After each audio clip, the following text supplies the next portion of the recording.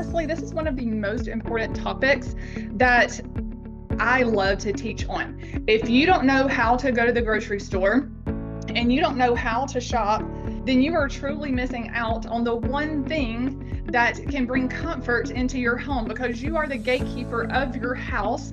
You're the gatekeeper of knowing what ingredients are safe to bring in and how to help your family.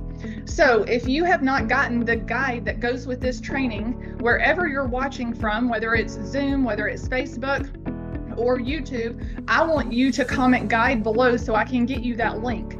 The guide that I've put together for this training gives you a list of names, and I am going to go over those so you know how to specifically help yourself and your family navigate everything that's thrown at you. And then I have picked up some products that I am going to review with you, because it is so hard sometimes. And even though they look good, they're not always great. They're not always horrible, but they're not always great either. So, sorry, my camera is a little wonky here. So there we go. Okay, so let me know if you have the guide. Feel free to continue to ask questions, and I am going to continue to go over. Sorry, my hand is all up in your face. And I'm going to go over this guide. So what we're going to be learning today is how to read food labels to navigate toxins and hidden triggers. Okay, we have been talking in this training series about inflammatory foods that inflame our bodies and how inflammation can honestly destroy your gut and everything around it, to include absorption. We talked about bioavailability, how to improve absorption in the body. We've talked about anti-inflammatory foods and how to be careful of inflammatory foods that are across the board inflammatory for everyone. And then today we are going to talk about how to bring safe foods into your house by reading food labels, navigating toxins, and the hidden triggers in your body. So what you need to know is that food labels are very misleading. Very, very misleading. Many food products make healthy claims that lure you in to buy them. This is one. Okay, this says it is the Simple Truth brand at Kroger, and it simply says free from unwanted ingredients. Oop, right here. Okay, this is misleading. What is unwanted? Okay, what's unwanted for me is different than what's unwanted for you.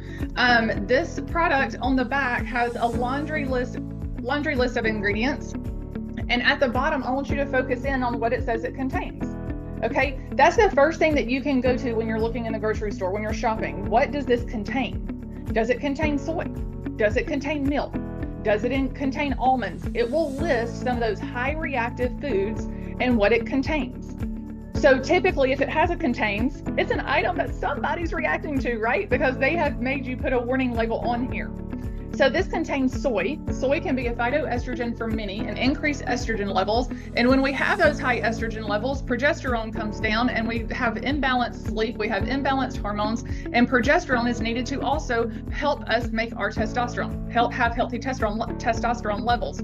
So if you're focused on testosterone, which a lot of women are for energy, and those testosterone pellets became popular, which I'm not a fan of. But if you became, if you looked into that and went there alone, you missed the precursor of progesterone, okay, and getting us there. So I'm not going to harp on that today, but I could give you a whole nother lesson on hormones.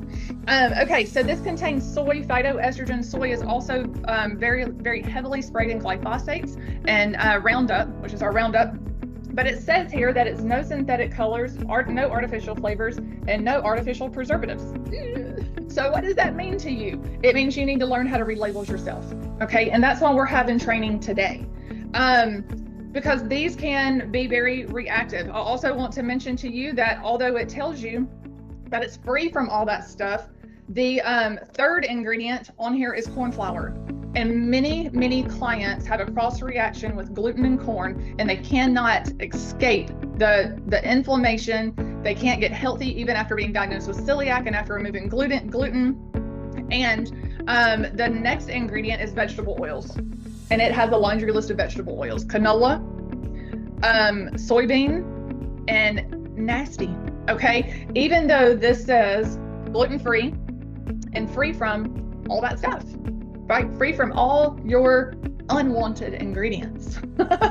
So you have to watch this. You have to watch and see what is good for you and what is marketing. Okay, what is this being marketed as? So I want you to navigate and learn how to read ingredients. They're misleading. Even though it is labeled natural or healthy, it doesn't mean anything. Okay, it doesn't mean it is. It does not mean anything. And I'm sorry to bring that to you and bring you that raw advice, but that means nothing. All right, so luckily, once you know the right tricks, it's easy to sort out the junk from the good stuff. And that's why I'm bringing you this today. If you're watching the replay, my hand is in the screen again, so I'm going to say that again. So if you're watching the replay, put #replay. I am making sure that you get these guides and that you get the freebies if you're watching us, tuning in and watching the live videos. You don't have to watch live. I understand that schedules can be crazy, but when you do watch it, I want to know. All right, luckily, once you know these tricks, we are going to be able to navigate these ingredients. Okay, so look at your free guide, but look at your free guide, and there's 4 simple tips for reading food labels. The first thing I want you to do is to scan the first 3 ingredients. First 3. Do you know that ingredients, I'm gonna go back to this box, but do you know that the ingredients are listed in order of the most ingredient seen in this product to the least? And that is very important, because sometimes when I go on vacation and all I can find is a Target or a Publix or their local grocery store, it's really hard for me to find something that's free of everything. Okay, so I'm not telling you, again, you know me, we are not striving for 100% perfection because you can't always find it. And then I don't want the stress load of what's on your mind and body about what you're putting in your mouth to sabotage your health worse than that ingredient that's hidden way down in here. Okay, but if it's in the top 3, all right, back to our first tip of the day. Scan the first 3 ingredients. They're always listed from highest to lowest. So the first few will make up the bulk of what you're eating. Okay, these first 3 ingredients are brown rice flour, potato starch, corn flour, and the 4th one is the vegetable oil. What are you eating, right? What are we eating? If you are needing something gluten-free, you may also need something grain-free, and that grain is corn flour. All right, and that is your 3rd ingredient. So you have to be very careful. You have to be very, very careful about what you're putting in your mouth and on your body. But today we're talking about our ingredients of what we put in our mouth. So we want to avoid anything hard to pronounce. If I get down here and I can't pronounce bicarbonate, monocalcium phosphate, soy lectin emulsifiers, I can pronounce those. But y'all, there's a lot of times, and I don't have anything here that I could probably read. I told you I would go over this and tell you all these horrible things, but there's ingredients here I can't read. It's hard, right? Pyridoxine. What is pyridoxine, right? And I love using this as an example because it's so popular with our children. It is awful. It is awful. It is destroying the gut lining, and then people wonder why they're having mood disruptions. Do you know that when you have leaky gut, it also causes your brain to be leaky? It's a problem, okay? We have to look at the gut-brain connection all the time. Okay, so avoid anything that you can't pronounce was tip number 2. Tip number 3 is stay away from a long ingredient list. All right, I just showed you one of those.